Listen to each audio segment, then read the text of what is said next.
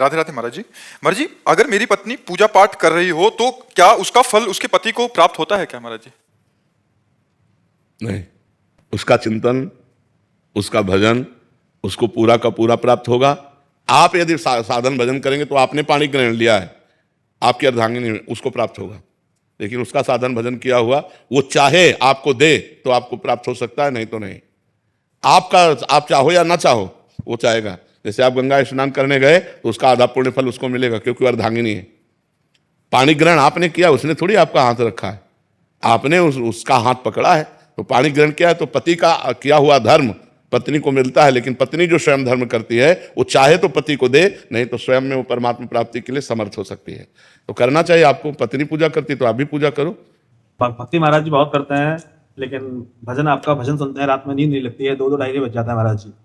भक्ति बहुत करते हैं यार, आज तक हम नहीं कह पाए भक्ति बहुत करते हैं। हमको भी संकोच लगता है कि अभी करते हैं महाराज जी, जितना हो पाता है उतना करते हैं, ड्यूटी के जितना समय निकाल पाते हैं। ये शब्द ठीक है, जितना हो पाता है उतना करते। बहुत करने में तो हम लोगों भी की हिम्मत नहीं इतना कह दें कि बहुत भक्ति करते हैं। आधा पत्नी ले जाती है ना।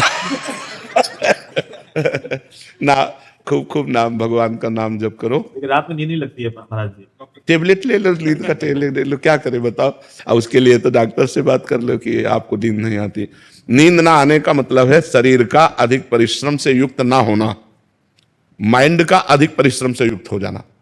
अगर शरीर का परिश्रम सही हो जाए और माइंड शांत रहे तो आराम से नींद आ जाए। अब शांत कैसे रहे? मनोराज्य यही सबका चलता रहता है। ये होने के बाद ऐसा हो जाएगा, इतना हो जाएगा, फिर ऐसे हो जाएगा, फिर ऐसा कर लेंगे, फिर वो भोग लेंगे, फिर कोई टेंशन वाली भी बात आ जाती है, प्रतिकूलता वाली। वही सब सोचते सोचते क्या होता है, मन अशांत हो जाता है। अशांत से कुतः सुखम, जो अशांत मन है उसमें सुख नहीं तो नींद कहाँ। तो शरीर उतना श्रमित नहीं होता जितना माइंड श्रमित हो जाता है। और माइंड को विश्राम दो और शरीर को श्रम से युक्त करो, तभी बात। और विश्राम भगवान के नाम रूप लीला धाम में मिलेगा।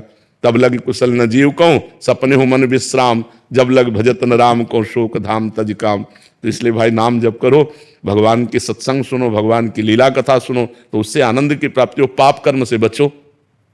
पाप कर्म जो जानते हो कि ये सब पाप कर्म है, उन पाप कर्मों से बचो। आजकल तो बहुत गंदी बातें चल गई हैं, बॉयफ्रेंड गर्लफ्रेंड, गंदी गंदी गंदी बातें, ये तो बहुत हानिकारक हो गई। ब्याह हो गया, पति दूसरी से, पत्नी दूसरे से, ये सब बहुत गलत गलत बातें हो रही। और कितना सुंदर पति हो उसको अपने पति पर संतुष्टता नहीं, कितनी सुंदर पत्नी हो उसको अपनी पत्नी पर संतुष्टता नहीं। आज हमारे धार्मिक भारत देश में ये जो गंदी बातें प्रचलित हो गई, कितना मतलब अनिष्ट हो रहा है। पति पत्नी पे विश्वास नहीं रह गया।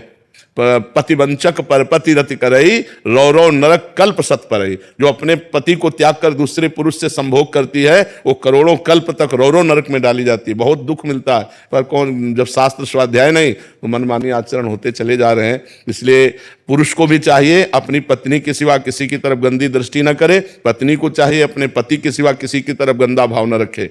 गंदी दृष्टि करने से पाप बनता है और पाप अशांति, दुख, डिप्रेशन यही प्रदान करता है।